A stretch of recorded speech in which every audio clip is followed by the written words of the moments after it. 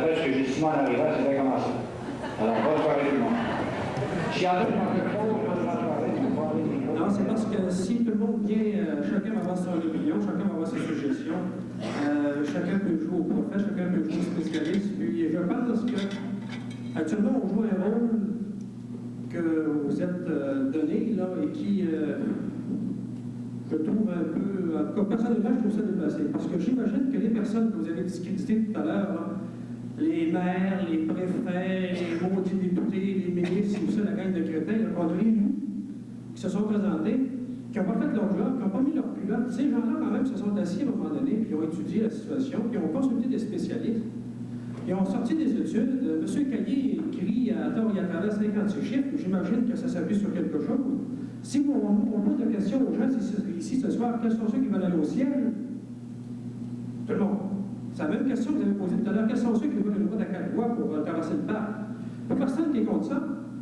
Mais si on s'assied comme du monde, on réfléchit, nous autres, les gens de debout, avant d'aller traverser le parc, il faut que je m'y rende. Et ma priorité à moi, pour répondre à votre question, c'est d'abord qu'on ceinture le lac comme du monde. Ça c'est une priorité. C'est un peu la démagogie que vous faites, monsieur. C'est comme tout à l'heure, vous nous dites niaiseusement, parce que vous dites que les politiciens nous prennent pour des valises. Qu'est-ce que vous choisissez entre le poulailler et le monastère? Franchement, c'est une prendre pour des imbéciles aussi, ça. Oui, il y a c'est en tout cas. Peut-être que moi, je ne l'ai pas trouvé drôle, c'est ça. Chacun a sa perception. C'est pour ça que je vous dis. Chacun de nous aussi parlait avec des suggestions sur le parc. M. Lupien en a une suggestion qui est intéressante. Il y en a beaucoup d'autres. En tout cas, moi, je trouve que la substitution que vous faites là, au système démocratique ne me plaît pas du tout. Et à ce rythme-là, tout simplement, on pourra en faire sortir 56 comités. Accès-Bleuet, ça pourrait être nous autres, typiquement de Beau, Lac-Saint-Jean, qui est beaucoup plus représentatif. Puis on pourrait revendiquer prioritairement la route autour du lac. Et justement, pour vous rappeler les priorités qui ont été définies à la biennale, j'imagine que ce n'était pas du monde très informé qui était là, la biennale de 84, puis à la conférence aussi, au sommet économique régional de 84, à la conférence biennale de 87, il y avait les maires, les préfets, en tout cas, du monde qui était dans les livres, là. Ils ont établi des priorités, puis je pense que moi, je me satisfais de celles qui ont été établies. Et évidemment, des pressions, je peux en faire. Je n'ai pas l'impression de me faire prendre pour un imbécile ou pour une valise, là. C'est évident que ces gens-là ont des contraintes budgétaires, quand même qu'on se mettra à genoux, on ira revendiquer les 4 voies dans le parc. Comme M. Doyon de Saint-Félicien l'a dit tout à l'heure, on va se retrouver dans un chemin de parc autour du lac. Alors moi, ma priorité personnelle, c'est qu'on s'organise pour ceinturer le lac Saint-Jean avant de l'organiser le parc. Et M. Dallaire, ces pistes cyclables dont il parle tout à l'heure, moi, je ne les ai pas encore vues. C'est un projet. M. Caillé, dans la prochaine intervention.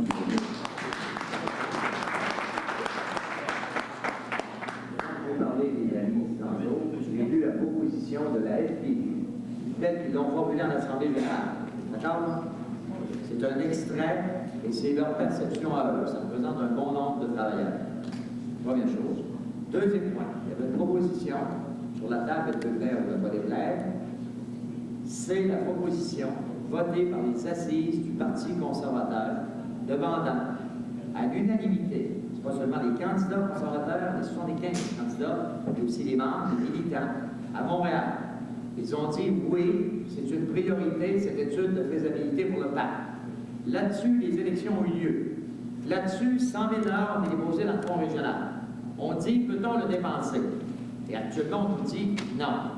Cette proposition-là, je ne l'ai pas inventée. Elle vient d'élus, elle vient d'un parti politique. Elle est là, je peux vous la laisser. Ils demandent autre chose, je ne demande pas seulement ça, mais ça, entre autres. C'est la proposition numéro 10, le 7 mars, le 25-27 mars 88. Bon. Alors, je dis, partons avec le faisable.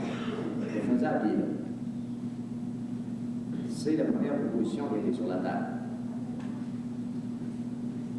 On décide qu'il faut partir quelque part. Et si vous parlez de l'an 2000 pour la route du parc, on va mieux de partir aujourd'hui. Prochaine intervention, Mme Elisabeth Vidal. Alors, bonsoir, messieurs.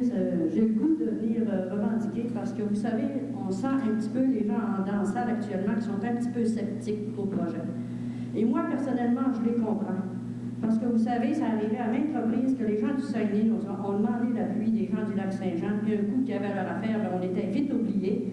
Et moi, je l'ai vécu personnellement au niveau culturel, au niveau de toutes sortes de choses.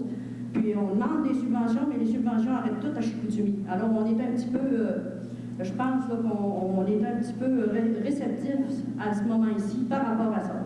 C'est bien beau là, de faire ça. Je suis d'accord dans un certain sens, mais en même temps que les choses seront bien faites, puis on va se battre en petit pour avoir notre bout. Ça, je peux vous le dire.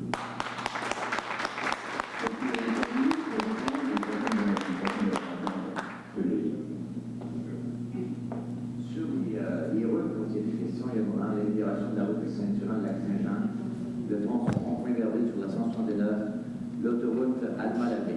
Ça remonte à la biennale de 84. Ce que j'aimerais savoir, clairement, c'est le travail de pression qui a été fait pour ça depuis ce temps-là. Voilà, c'est ça qui a été dit. Et si on change de secteur, ça change les priorités. On nous dit la route du Nord aussi. C'est souvent ça. Ça, c'est celle du maire de Nord. Alors, je ne prends pas personne pour des crétins, mais je me dis, elles sont où les priorités? Notre seule légitimité, nous qui sommes ici devant vous, c'est pas d'être saguenayens. C'est de représenter des gens qui ont dit on se bat pour le parc. C'est cette invitation-là qui est lancée. Et là, comme dans toute bonne société libre, on dit oui, on se bat pour ça, non, on se bat pas pour ça. Et si on se bat pour ça, on commence où? Et voilà. Notre seule légitimité, elle n'est pas sur la route du Nord. Elle n'est pas là. Prochaine intervention, s'il vous plaît. M. Callier, je vous appuie à 169% pour la route du parc. Tantôt, quand vous avez posé la question, levez la main ceux qui ont perdu qui ont eu des aventures dans le parc, ceux qui ont perdu des êtres chers, je vais lever ma main. J'ai un copain qui a laissé sa peau. J'ai des copains camionneurs qui voyagent tous les jours, puis c'est eux autres est dangereux. Oui, je vous appuie. Je vous seconde même.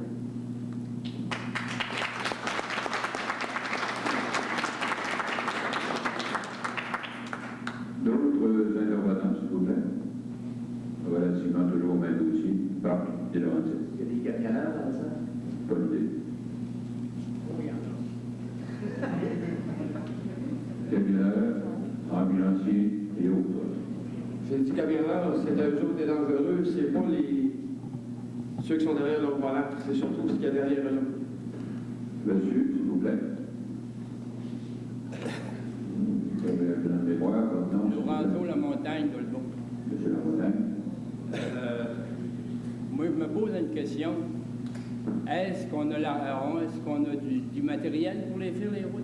Est-ce qu'on a des contracteurs qui pourraient y faire? On voit tout ça. Pourquoi est-ce qu'on ne le fait pas? Bon.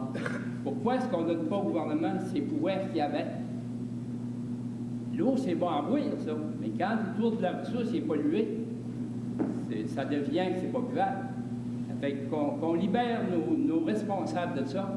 Après ça, écoutez un peu, c'est pas clair. Louis Saint-Laurent, c'était pas un fou en 1935 quand il dit « Le gouvernement qui ne possède pas son système monétaire ne peut pas faire une bonne administration. » Comment est-ce que voulez-vous que nos hommes publics dans nos régions, nos provinces, peuvent faire une bonne administration quand le premier ministre du Canada dit ça? Ça fait que c'est ça qu'il faut donner le pouvoir à nos hommes d'être capables d'agir. Parce que Wilson, en 1938, quand il a voulu reprendre son système monétaire en main, son pouvoir d'argent, il a dit, si vous faites ça, il y en a qui ont dit, si vous faites ça, on vous déclare la guerre, on a déclaré la guerre de 19 à 45. Ouais, mais avez-tu tué du monde que de céder le pouvoir? Parce que ça n'appartient pas à l'entreprise privée de régler le système monétaire, ça appartient à nos gouvernements. C'est ça qu'il faut leur donner en main pour qu'ils peuvent travailler suivant leurs possibilités. C'est un commentaire, monsieur. André Fralette, Dolbeau. Merci, allez-y. Opinion bien personnelle, mais je pense qu'il représente les opinions des gens du Lac-Saint-Jean. Messieurs du Saguenay, si vous voulez avoir l'appui des gens du Lac-Saint-Jean, ne rêvez pas en couleur, ne pensez pas à 2 routes à 4 voies sur la 169 et sur la 170. Commencez par la 4 voies sur la route à 169, parce qu'avec la route Alma-Labbé, il n'y a rien encore d'abouti, puis ça, c'était votre travail à vous autres à le faire aboutir beaucoup plus qu'au nôtre. Parce que nous autres, durant ce temps-là, notre priorité était le tour du lac. Il demeure encore le tour du lac. Mais commencez au moins par nous accorder le 4 voies prioritaires sur la 169. Sans ça, perdez pas votre temps ici à soir.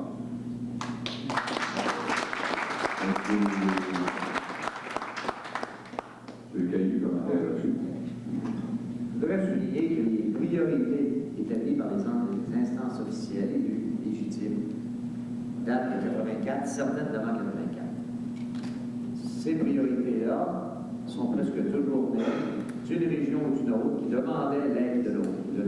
Le Saguenay qui demandait au lac Saint-Jean d'appuyer ou le lac Saint-Jean qui demandait au Saguenay d'appuyer. Ça s'est passé comme ça. Ces 4 priorités-là, à toute fin pratique, si j'oublie la plus petite autoroute du monde, n'ont pas bougé. Là, on nous disait, cette semaine, il y a une réunion verbale, quelqu'un a dit que la priorité, c'était une courbe à Saint-Édouard. Quelqu'un d'autre dit, on se bat sur la route de contournement. Quelqu'un d'autre dit, on se bat sur la route du Nord. On fait quoi?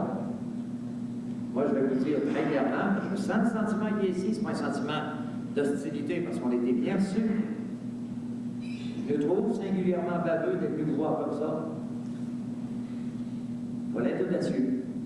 On est parti avec un mandat de gens qui étaient dans une salle. On dit on va y aller, c'est normal. Il faut venir voir et tester et changer. La bagarre peut se faire tout autrement. Tout autrement et peut-être plus simplement. Si le seul petit mandat que nous détenons, parce qu'on n'est pas des élus en avant, c'est celui d'un certain nombre de municipalités ou de groupes, nous allons fonctionner avec ceux-là et fermer le dossier tout de suite. Mais nous allons nous battre pour les routes du parc. Ça ne changera rien aux priorités qui ont été établies, la 169 et la 175, civiliser ça pour nous raccorder au reste du monde. Avec une route normale, au moins l'équivalent de celle du boulevard Montmorency qui s'en va au Mont-Saint-Anne à Québec. On est prêt à se battre avec une seule section de la région, si tel est de les gens. Mais ça, c'est dit, on va quand même faire le tour du lac Saint-Jean. Monsieur de Saint-Étienne, un complément. Oui, un complément, si on peut appeler ça comme ça, c'est qu'on dirait que ce soir est en train de démarrer une guerre entre le Saguenay et le lac Saint-Jean. Premièrement, je trouve pas ça correct, parce qu'on fait partie d'une seule et même région qui s'appelle le Saguenay-Lac-Saint-Jean, pas le Saguenay et le lac Saint-Jean.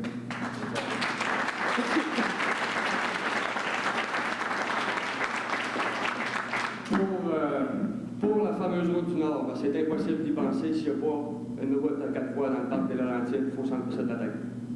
C'est complètement hors de question qu'on fasse passer du matériel destiné à Beijing vers un parc comme ça, par des routes régionales comme ça, par des trains routiers qui circulent en plein centre-ville des municipalités autour du lac. C'est impensable. Il ne faut pas même y rêver. Alors, je devient le commentaire. Qui veut intervenir maintenant? Question ou encore commentaire de choix? Monsieur, s'il vous plaît, votre nom? Ben Marcoux, plein Joël-Son. Oui, monsieur. C'est, il y a une chose que je me demande. Pourquoi que toutes les MRC du Lac-Saint-Jean ne sont pas prêts de nous appuyer? Moi, je peux vous la donner à réponse.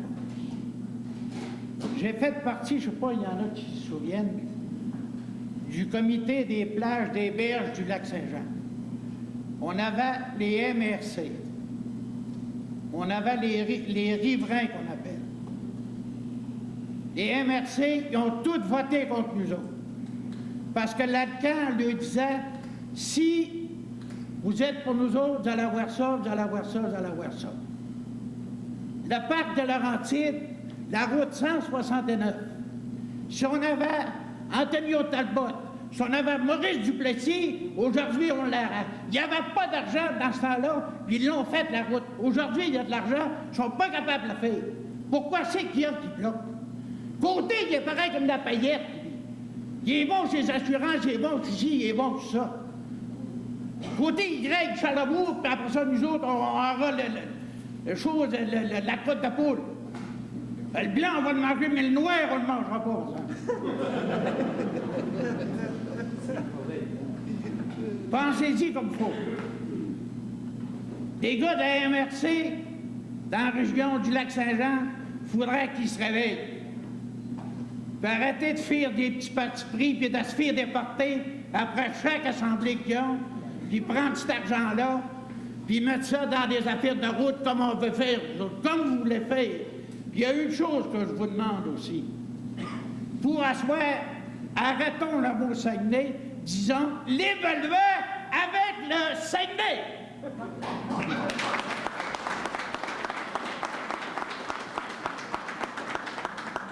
Parce qu'il y a X années qu'on entend dire, vous dites que le monde il est un peu modéré sur vos questions, sur vos réponses. Il y a tout autre chose qu'on entend dire, Saguenay-Lac-Saint-Jean. Peut-être pas autant de population, mais pour avoir de la gueule, par exemple, on a autant qu'il y en a au Lac-Saint-Jean. Au Saguenay, je veux dire. M. Caillé, je suis d'accord avec vous 100%. La route 169, c'est un fiasco, Ils ont réparé la côte du Mont-Apicard. C'est ce qu'ils ont fait. Ils ont tassé le cran d'un bord, puis ils ont tiré à la roche l'autre bord. Même un gars qui a un accident dans la côte du radar, qui n'a pas cherché le char en bas, ça ne paye pas les assurances. Qui le laisse là, s'il y a des morts, ben il fera un petit cimetière en bas. Il y a une petite rivière qui passe, là, ce qu'il y a eu le tremblement de terre, là. Il y a des trous de creusés, là, ils enterreront là. Pas à peine des monter en haut. Non, donnons-nous une priorité. Le monde ici, dans ça, je suis certain qu'ils sont pour la route 169.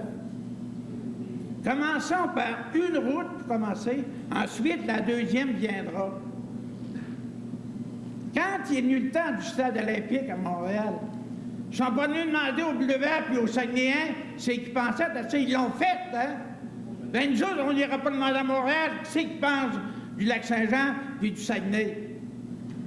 Hein? Quand tu penses que le parc olympique rapporte 128 millions par année, le stade de baseball 63 millions, les spectacles 37 millions, les touristes rapportent 10 millions, les sports puis les joueurs d'affaires 6 millions, puis juste le village olympique rapporte 11 millions dans la ville de Montréal. Prenez comment s'il y en a d'évaluants, si on veut dire, ou des Saguenayens qui vont au stade olympique, qui vont à Montréal, qui dépensent de la grosse argent. Prenons tout ce monde-là, dites donc, dépensez donc votre argent dans la région. Ben après ça, ben, on va voir ce qu'on va faire.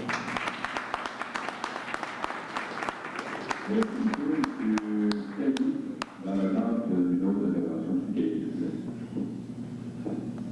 Dans la proposition complète, il y avait un certain nombre de détails, des pentes d'information, le bilan complet des routes du parc, des travaux qui ont été annoncés pour 36 millions sur 5 ans. Ça, c'est annoncé, on ne sait pas si ça va se faire. Il était demandé de connaître les endroits, les bornes kilométriques les plus dangereuses, le nombre d'accidents, même un paquet d'informations. Et dans les demandes concrètes, bon, ben, de débloquer les cabines téléphoniques, de mettre des téléphones d'urgence comme il y a sur la rue des Chibougamau, des téléphones directs. En fait, toute une série de petites demandes auxquelles on peut accéder sur les deux routes de question. Et tout ça avant d'entreprendre des grands travaux. Et ensuite, on arrive avec une demande de balle de faire une route à 4 voies et en priorité, la 169. Essentiellement, c'est ça, accès duel. Et là-dessus, il y a aussi des mesures de sécurité, même une demande que l'enquête Miron, le coroner Miron, qui a trouvé qu'il y a des choses pas très cadrées dans le parc, ait lieu. À date, le solliciteur général a dit non. Alors, il y a un ensemble de propositions concrètes comme ça, parce qu'il faut être sensible aux dimensions de sécurité.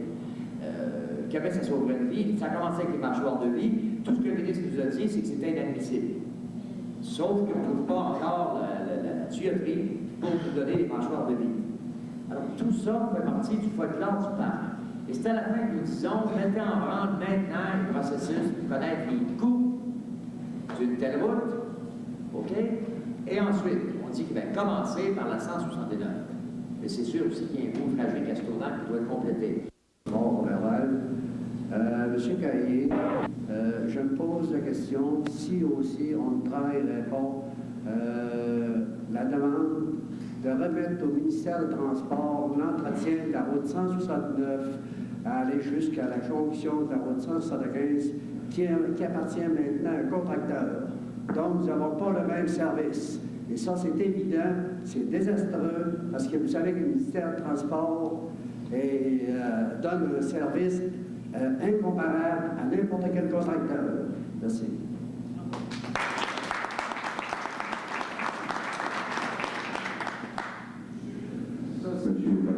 L'observation qui vous a été faite sur ce que vous venez de dire concernant l'entretien de la 169 vers la jonction de la 175. Effectivement, c'est un contracteur qui est là. Il semble y avoir énormément de problèmes au niveau du développement dans ce secteur-là. Je pense que c'est vrai aussi de tous le secteur de la 175 où vous avez des voies de dépassement. Il n'y a aucune voie de dépassement, tant sur la 175 que la 169 qui sont entretenues à l'asphalte. Il laisse toujours une couche de neige sur-dessus et il essaie de faire fondre des calcium. Je pense que c'est un petit peu le principe du nettoyage à ce point-là.